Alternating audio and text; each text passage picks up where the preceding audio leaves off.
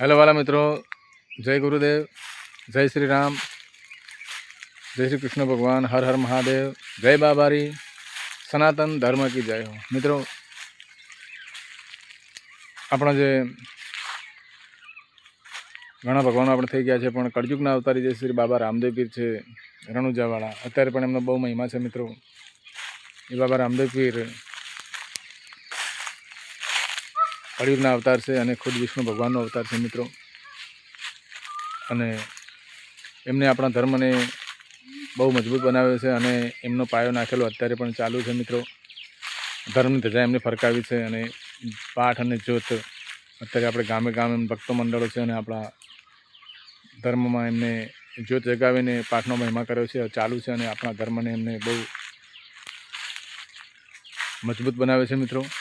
એવા શ્રી બાબા રામદેવ પીર એમના જીવન મોજૂદ હતા એ વખતે દિલ્હીની ગાદી પર બાદશાહનું રાજ હતું મિત્રો। અને એ વખતે બાબા રામદેવ પીરની બહુ ખ્યાતિ હતી કે બાબા રામદેવ પીર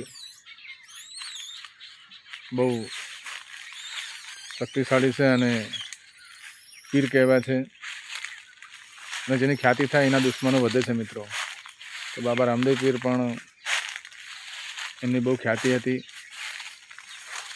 આખા દેશમાં। તો દિલ્હીની ગાદી પર જે બાદશાહ હતો એને એમ થયું કે હું એને જોઉં, એમને કેવો માણસ છે, એવું કેવું છે, હું હરાવી દઉં। દિલ્હીનું રાજ એની જોડે હતું તો એને એવો અહમ થઈ ગયો દિલમાં કે હું રામદેવને હરાવી દઉં, રામદેવ પીરને। તો ત્યાંથી સૈન્ય લઈને આવે છે અને બાબા રામદેવ પીરને ખ્યાલ આવે છે કે સૈન્ય લઈને એ લોકો આવે છે, કશો વાંધો નહીં। બાબા રામદેવ પીર તો ભગવાનનો અવતાર છે મિત્રો, ગમે તે કરી શકે છે। તો એમને ત્યાં સૈન્ય ધામા નાખે છે અને પછી ગાયોને વખા પડાવે છે। બાબા રામદેવને ખ્યાલ આવે છે અને ઘણા લોકો કહે છે કે માતા મિનરદેને આમ અજમલજીને જેલમાં પૂર્યા હતા અને આવું કર્યું બાદશાહે। ખોટી વાત છે મિત્રો, તાકાત નથી એની કે બાબા રામદેવ પીર મોજૂદ હોય અને એવું કરી શકે એ લોકો શું, પણ વાતો છે માણસોએ જોડી દીધેલી, બાકી એવું કંઈ નથી। યુદ્ધ કરવા આવ્યો તો બાબા રામદેવ પીરની સામું અને ચડાઈ કરે છે તો બાબા રામદેવ પીર તો શું, એમની સાથે દેવો હતા મિત્રો, 33 કરોડ દેવો, મહાકાળીમાં, જોગણી માતામાં, નવનાથ સિદ્ધ 84 બધા બાબાજીના રામદેવ પીરના સૈન્યમાં એમની સાથે હતા મિત્રો। તો બાદશાહ આવે છે અને યુદ્ધ કરવા, તો એનું સૈન્ય તો તરત હારી જાય છે મિત્રો અને બાદશાહ ભાગે છે, એનો તંબુ જે આવે છે બાબા રામદેવ પીર જોડે યુદ્ધ કરવા આવે છે તો ટકી શકતો નથી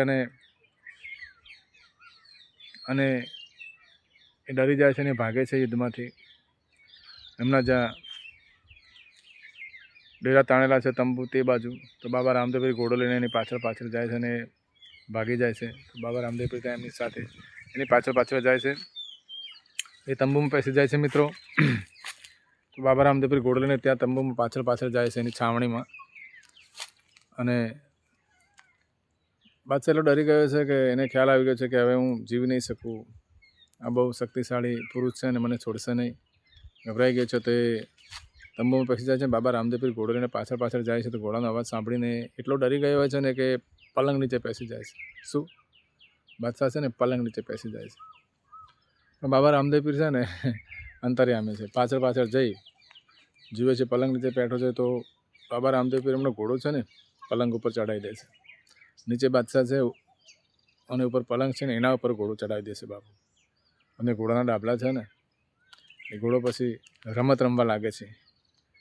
શું તો એને બહુ ઘોડાના ડાબલા વાગે છે તો એ બહુ બૂમાને રાડો પાડે છે અને એને ખ્યાલ આવી ગયો છે મને છોડશે નહીં। પણ બાબા રામદેવના ભક્તો બધે હોય છે મિત્રો। બાદશાહની બેટી એક હતા હુરમબાઈ, એ બાપાને માનતા હતા, બાપાના ભક્ત હતા। તો એ આવી જાય છે દોડીને અને બાબા રામદેવ પીરને હાથ જોડે છે અને માફી માગે છે કે બાબા રામદેવ પીર મારા પિતાને છોડી દો, ભૂલ થઈ ગઈ એમનાથી, અને તમને ઓળખ્યા નહીં, પણ મારા પિતાજીને માફ કરો બાબા. તો બાબા રામદેવ પીર દીકરીનું કાલાવાલા જોઈને એમને દયા આવી જાય છે. અને ભગવાન, સંતો, ભક્તો અને પ્રભુ દયાના સાગર હોય છે મિત્રો, કરુણાના સાગર હોય છે. તો એમને દયા આવી જાય છે અને પછી એને મારતા નથી અને માફ કરી દે છે. તો બાદશાહ પણ ખૂબ રાજી થાય છે અને બાબા રામદેવ પીરને અઘરી પડે છે કે બાબા, હું હવે આજ પછી તમારા દેશમાં કોઈ દિવસ ચડાઈ નહીં કરું. તમે મને માફ કર્યો, તમે ખૂબ દયાળુ છો. અને હુરમબાઈ પણ કહે છે કે બાબા રામદેવ પીર, અમે કોઈ દિવસ તમારા દેશમાં આવી ચડાઈ કરવા નહીં આવીએ. અને બાદશાહ કહે છે, બાબા રામદેવ પીર, હવે હું તમને માનું છું, તમે પીર છો ખરેખર, અને ઘરે ઘરે તમારા જાપ જપાવીશ. એવું બાબા રામદેવ વચન આપે છે. અને ખરેખર ઘરે ઘરે બાબાના જાપ જપે છે બધા લોકો, બાબા રામદેવ પીર. અને માફ કરી દે છે અને છોડી દે છે મિત્રો. તો પછી બાદશાહ સહી લઈને પાછો જતો રહે છે. અને ખરેખર એક વખત આપણા ભારતમાં બાબાના નામના ઘરે ઘરે જાપ જપ્યા હતા મિત્રો. આવા શ્રી બાબા રામદેવ પીર છે. અત્યારે શરીરથી મોજૂદ નથી, પણ સમાધિમાં હાજર છે મિત્રો, આત્મ સ્વરૂપે અત્યારે પણ ભક્તોના કામ કરે છે મિત્રો. એવા બાબા રામદેવ પીર છે. તો આ સાથે જય બાબા રામદેવ પીર. સનાતન ધર્મ કી જય હો.